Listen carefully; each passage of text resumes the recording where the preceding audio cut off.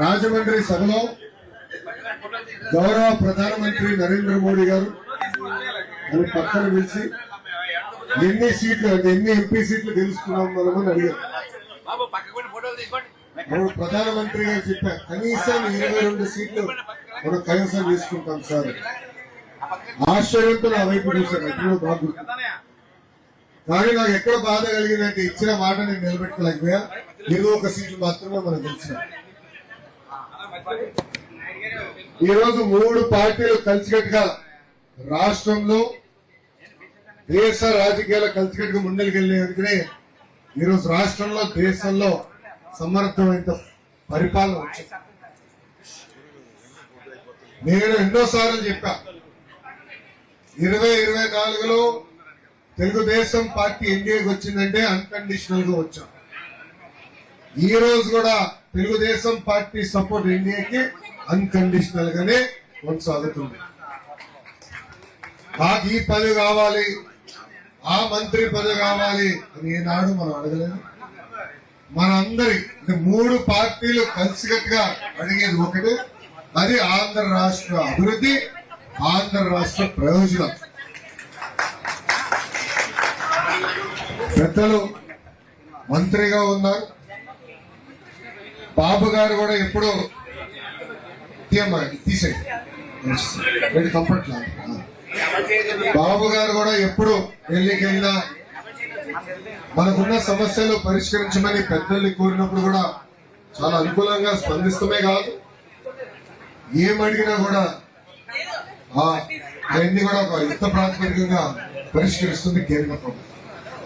మీ అందరూ తెలుసు గత 5 సంవత్సరాలు ఒక సైకో పరిపాలించాడు. ఇక్కడున్న చాలా మంది పైన కేసులున్నాయి. 18 కేసులు కానీ ఎక్కువ చేతులు పైకెత్తండి.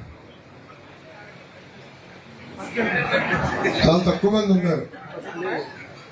18 కేసులు ఇప్పుడు కూడా బాగా గుర్తు. మన 6 తక్కువ ఉన్నాయి స్వామి. 18 కేసులు నాకు ఇప్పుడు కూడా గుర్తు. భీమవరం నియోజకవర్గంలో పాదయాత్ర చేసి శాంతియుతంగా పాదయాత్ర చేసి నాకున్న రీతిలో ఎమ్మెల్యే గారిని కడిగేసి నేను వెళ్తున్నా. ఎక్కడైతే పవన్ పైన దాడి చేశారో అక్కడనే నా పైన దాడి చేశారు. నిలబడ్డాం భయపడలా. ఓకే మనల్ని కూడా తిప్పిన పీకారు. నాకు సందేహం లేదు. వాళ్ళు కొడితే ఊరుకుంటావా మనం? చెప్పన్నా వాళ్ళు రాయత్తే మనం ఊరుకోవాలా? కుదరదు. నా దగ్గర అయితే అది కుదరదు. 2 పీకాం. రాత్రి వెళ్ళి నేను గుర్తుంది నైట్ హాల్ట్కి వెళ్ళాం. కొడుకుంటే పొద్దునే ఎస్ఐ గారు వచ్చారు. ఎస్ఐ గారు వచ్చారు. మీరు చాలా తప్పులు చేస్తున్నారంటే చెప్పి అదిగోపోయా రాజ్యాంగం నాకు ఏం చెప్పింది, మాట్లాడే స్వేచ్ఛ నాకు ఇచ్చింది, ఆ స్వేచ్ఛ నేను వినియోగిస్తున్నాను. నేనేం తప్పు చేశానో చెప్పండి.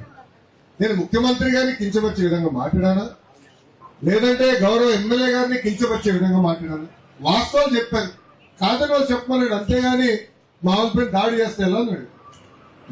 రాత్రి కార్యకర్తలు తీసుకెళ్లి జైలుకి పంపించారు, రాజమండ్రి జైలు. కరెక్ట్ గా 2 రోజుల తర్వాత చంద్రబాబు నాయుడు గారి పై దొంగ కేసు పెట్టి 52 రోజులు రాజమండ్రి జైలు పంపించారు. ఇంకా మీరు చూశారు ప్రజలు ఎట్లా స్పందించారు. పవన్ అన్న నాడు వచ్చి లేదు కలిసికట్టుగా పోరాడదాం, ఈ సైకోని ఇంటికి తరిమి కొడదామని చెప్పారు. ప్రజలే అది చేసి చూపించారు. ఇక్కడున్న కార్యకర్తలందరినీ విజ్ఞప్తి చేస్తున్నారు. మొన్న ఎన్నికలు కేవలం సంక్షేమ అభివృద్ధి గురించే కాదు, అహంకారం వ్యతిరేకంగా తీర్పు వచ్చింది. ఒక ముఖ్యమంత్రి గారు కానివ్వండి, మంత్రివర్యులు కానివ్వండి, శాసనసభ్యులు కానివ్వండి, అందరూ ఒళ్ళేడు పెట్టుకుని పనిచేయాలని ప్రజలు ఇచ్చిన తీర్పు. 151 స్థానాలు గెలిచిన ఒక పార్టీకి 11 స్థానాలకే పరిమితం చేశారంటే ప్రజలు మనం ఎంత జాగ్రత్తగా ఉండాలో దయచేసి ఇక్కడున్న 3 పార్టీ కార్యకర్తలు ఆలోచించుకుంటున్నారు. మనం ఎంత పైకి ఎదిగితే అంత భూమి పైన ఉందా. ప్రజల దగ్గరికి వెళ్ళాలా, వాళ్ళ సమస్యలు తెలుసుకోవాలా, పరిష్కరించాలి. వాస్తవంగా ఆర్థిక పరిస్థితి ఇంత దారుణంగా ఉందని మేము ఎవరో అనుకోలే. కారులో కూడా నిమ్మల రామానాయుడు గారు మేము మాట్లాడుకుంటాం ఫైనాన్స్ గురించి. ఇంత గంభీరంగా ఉంటుందని ఇప్పుడు నాకు ఊహించామా అని అనుకున్నాం. ఈ రోజు ప్రతి నెల 4,000 కోట్ల రూపాయలు డెఫిసిట్ లో నడుస్తున్నాం.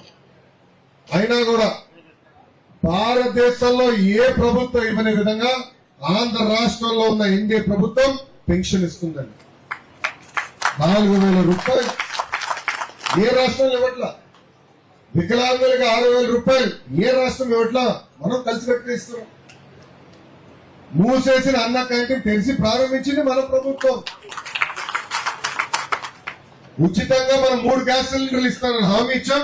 అది కూడా అమలు చేసింది మన ప్రభుత్వం. ఇది మనం బలంగా చెప్పుకోవాల్సిన అవసరం ఉంది.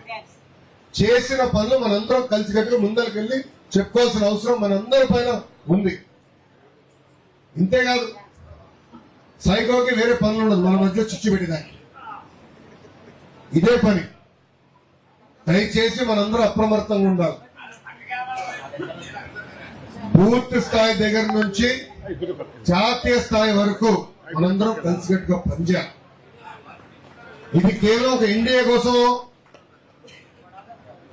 నేను వేరే ప్రయోజనాల కోసం కాదు, రాష్ట్రం కోసం, దేశ సమగ్రత కోసం మనం పనిచేయాలి. బాబు గారు కూడా ఎక్కడికి వెళ్ళినా ప్రధానమంత్రి నరేంద్ర మోడీ గారి నాయకత్వం గురించి మాట్లాడుతున్నారు. సమర్థవంతమైన నాయకత్వం రావాలి. దేశాన్ని మనం ముందరు తీసుకెళ్ళాలి.